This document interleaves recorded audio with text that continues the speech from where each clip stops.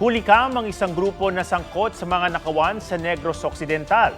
Ang kanilang modus, magpanggap na nagsosolicit para sa liga na imbento lang nila.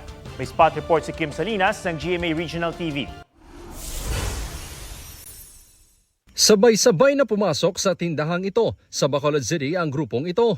Ang isa sa kanila, nagpakita ng papel sa bantay para magsulisit sa isang liga. Nagbigay ng 50 pesos ang bantay, habang ang kanyang cellphone na nakapatong sa estante, mabilis na tinangay.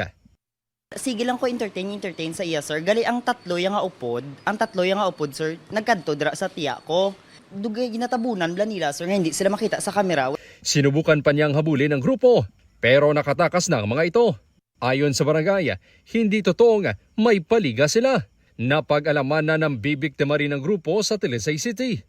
Ang pitch nila, no, ka-engaging, katama, kagka dumaluoy ka man, considering ba lang mga bata, nag-involve sa mga activity.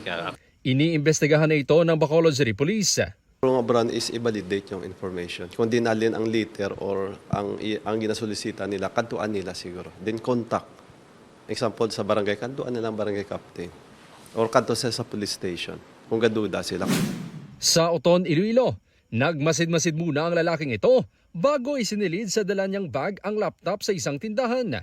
Importante dito sir kay ti tanan dito nga mga stocks namon nga inventory bala tanan-tanan encode tanan dito nga stocks gid post naman siya namon sa bilog nga Oton sa mga community ti dula gid may nakakita siguro pangayaw. Patuloy itong iniimbestigahan ng pulisya.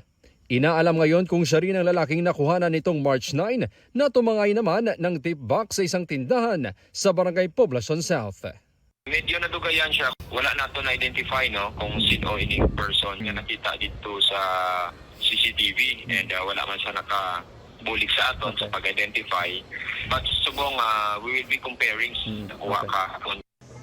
Kim Salinas ng GMA Regional TV nagbabalita para sa GMA Integrated News.